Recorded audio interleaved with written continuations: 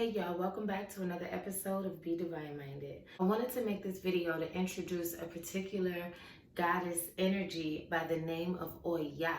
Now, she is an energy provided to us by the Most High that I've personally recently kind of connected with, but also really just been studying and learning and trying to find information on OYA, like in books and on YouTube videos, Googling.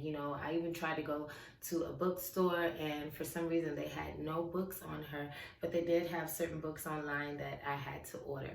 Now, because we're in quarantine, I have lots of time to study and to read and to really just get the information that I really needed to get before I made this video. So if you guys have been rocking with me, you may have noticed that I did 1 or 2 videos on the feminine goddess archetype. And I really wanted to do like a form of series where I'm doing different videos based on a particular goddess energy. I think that it's important to me because growing up, I always learned about the masculine aspect of God.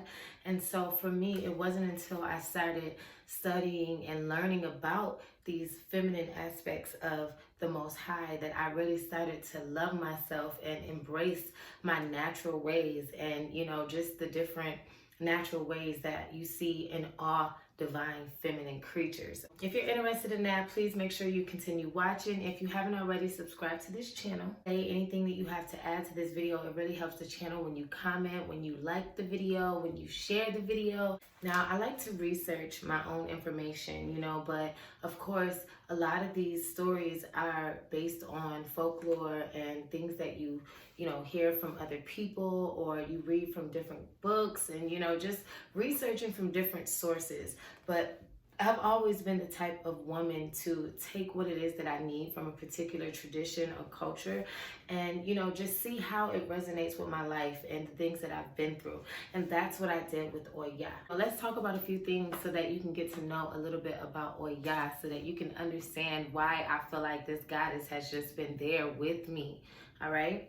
So I got my notepad because I don't want to miss anything, and I also don't want to make this video too long because I can start babbling. Y'all know me, and I'm not trying to do all that. And a lot of people feel a lot of interest to Oshun or Yimoja, and I feel like me finding Oya and wanting to learn about Oya, it came by surprise because I thought I was going to resonate with Oshun.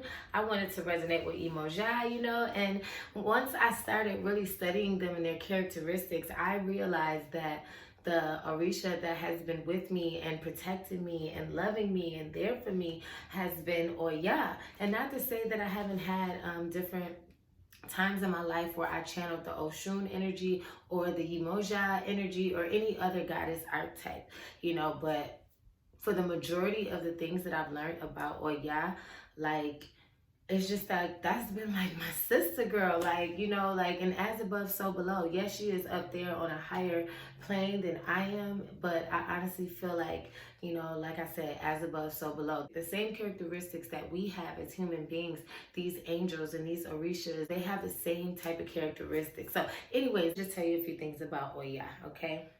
And I say her name OYA because she is a very powerful energy. And, when you say her name, you don't want to just say Oya. You want to say OYA. Like, she is that much of a goddess. And I just truly love her, y'all. Let me tell you. Okay, so from what I've read, the story is Oya is a goddess energy that is given to us from Olodumare. Olodumare is the name for God in this particular tradition of Ifa, or in Yoruba land, the Yoruba people of Nigeria. There's a bunch of orishas, but in this particular video we're going to talk about Oya. Okay, now she was an orisha and she is a goddess energy. She is a feminine energy. Okay, she is known as the goddess of the marketplace. She is also known as the goddess that is like the keeper of the dead. She is the one that makes sure that they're at peace and that they're comfortable during that transition. And when I read that in her stories, it really just really touched me because I work in geriatric nursing, and that is pretty much, you know, what I've been doing majority of my nursing career. I've been taking care of the elderly and the people who are transitioning or about to transition into a realm where they will no longer be here on this earthly realm with us. And I have a gift of making people feel good. You know, I always say I may not be the best nurse when it comes to critical thinking or, you know, making these decisions because I'm all over the place. But one thing I always did with my patients is I made them comfortable and I made them feel good. Okay, so getting back to OYA, she is the keeper of the dead. You know, that is what she did. And she's also the goddess of the marketplace. You know, she is a protector of those who cannot protect themselves, and, you know, particularly women. She is a goddess energy that fights for women, you know, empowerment. A couple of the stories that I read about OYA is that she was married to Shango, but she also had relations with Ogun. And these two are masculine orishas.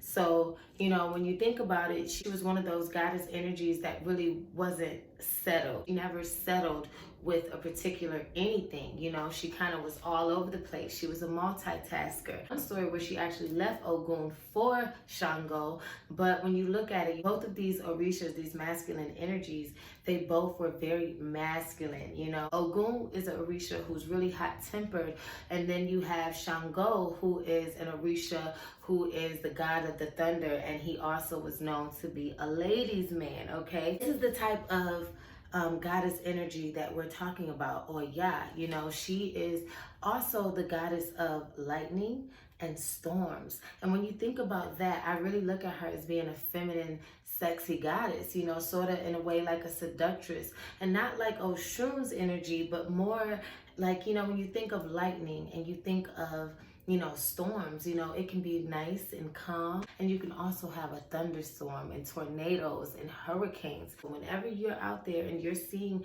you know, you're in the midst of a hurricane or a tornado, that is the Orisha OYA. Okay, and so this is one thing that I really noticed, because in my life, in my personality, I have times where I can be sweet as a button and then I can easily flip, you know, and that is one thing that I read about OYA, is that she can be, you know, kind of snappy and impulsive. And I actually had the honor of getting a divination done because I really was interested. I felt like OYA was calling me, you know. The more that I was reading about her and just seeing how she is the goddess of change and renewal, you know, and I felt like that is what I've been going through in my life. You know, the other day I actually went outside and I seen a snake. I'm actually going to post that picture in here. I seen a snake skin, and I actually saved it and I put that on my shrine, but I'm going to actually show you a picture of the skin. It was right outside my house. I was taking my dog Polo out for a walk and I just see it laying there, and the snake clearly is gone, you know, new life, new beginning. But I seen this skin, this like, it literally crawled right out of the layer of skin, and I've never seen anything like that before. And you know, we've been living here for a while, so for me it was like, oh my God, this is a sign. I felt like that was a sign of renewal, you know. And I had a divination, which is a part of the tradition of Ifa, where, you know, you kind of meet with a Babalawo and they basically do a reading for you to tell you, you know, the path towards your destiny. They also let you know who's your Mama Orisha and your Papa Orisha, and if you are even eligible to receive the hand of Ifa. And so when I did my divination, I was like, for sure that I was gonna get, my Mama Orisha was going to be OYA, because I felt like she was calling me. You know, I felt like everything about her colors is purple and burgundy and browns, and like, that is just me. Like, everything about her. She's also the goddess of the witches, and her day is Wednesday, and you know, it's just so much. Her number is 9. You know, my birthday is 27, so 7 and 2. You know, my mother's name is even Tanya. So I'm like, yo, if you take the T in the inner way, that's OYA. Like, OYA has to be my Mama Orisha. Like, I've been to Nigeria.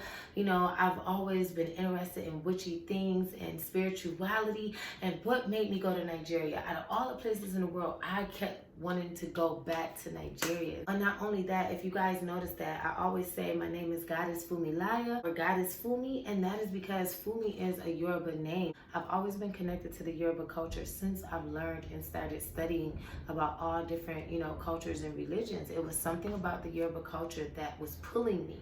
And so I really needed to get this divination, and I was for sure that he was going to say that Oya is your mama. But I ended up getting a different reading, and right now I'm honestly not ready to, talk about that because, again, this is my own personal journey. But I will say the first step is yourself. That is your first step. Getting to know yourself, getting to know who you are before you try to tap into any kind of religion and stuff like that, or any type of culture or religion, especially African spirituality, because African spirituality is real, and a lot of people don't understand that it's real, and it's not real in a scary way if you understand what's going on. So like all those characteristics that I just named about Oya, how she is the goddess of thunder and the goddess of storm, she is a goddess that, has been through issues with men, and she's a goddess that, even there's a story about how Oya was with Shango. He left Oya for Oshun. And so there were stories about how this is why she really don't connect too well with women, even though she does help protect women. You know what I mean? It's kind of like, I'm there for you, I love you, but let's not get too close. You know what I mean? Me understanding that some of the characteristics that I have that I need to work on, I have to understand that these are some of the same characteristics that I have to be prepared for, but in a much stronger way, because, these energies have been around for a lot longer than I have. So, their powers are a lot more developed, and, that's why I want to learn about it. And although she is not my mama Orisha, I can always call upon any goddess energy because God is within me. I am a part of the Orishas. I am a part of the all. I am a part of every energy that has ever been created or transformed, because I am a part of the great all.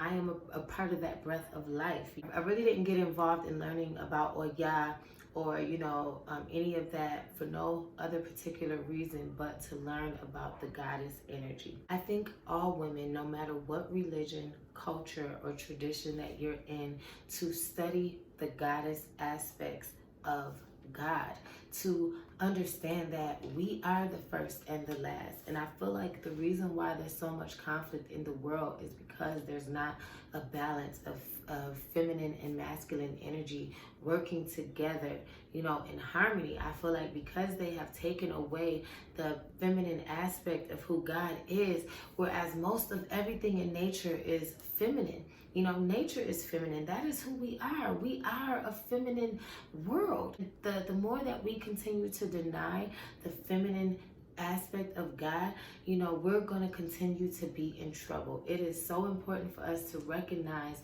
the goddess energy that's within all. Our energy is not just soft, how the patriarch society wants us to be. The goddess energy is strong and is fierce and is powerful, and we are not just mothers and daughters, but we are business women. We are hunters. We are more than what they want us to be. And I think until we realize that, it's kind of like it's going to always be a war. It's going to always be problems, and it's going to always be drama because and I'm not just speaking on a physical level, I'm speaking on a spiritual and a physical level. You know what I mean? I feel like until we learn to respect and bring back understanding and love for the feminine God, I believe that, we're never going to get anywhere. And it's probably why Mother Nature, it's probably why this coronavirus is being able to attack and go so full force, because we have not understood really what it is that we're supposed to be doing, and that is creating balance with each other, loving each other, taking care of each other in every way possible. So I'll be rambling and talking about a bunch of other stuff. I feel like Oya has been guiding me and there with me this whole time. Like, I'm not ready to call on her, but I know that she's there with me. I know that she's there protecting me, and I honestly feel that. Okay, and along with that, I always have God, because this journey is God's journey. This journey that I'm living, this is God's journey. This is my way here in this space and time of living this experience and being a part of the great all. This is just, it's just so amazing. But yeah, so I know I probably made this video way too long. Again, this is just a brief video, you know, because again, I just started learning about OYA, and my experience with her is just relating with her and really feeling like she's been there. She is here with me. And if you guys haven't already subscribed to this channel, I love you all and thank you so much. And always remember to be divine minded.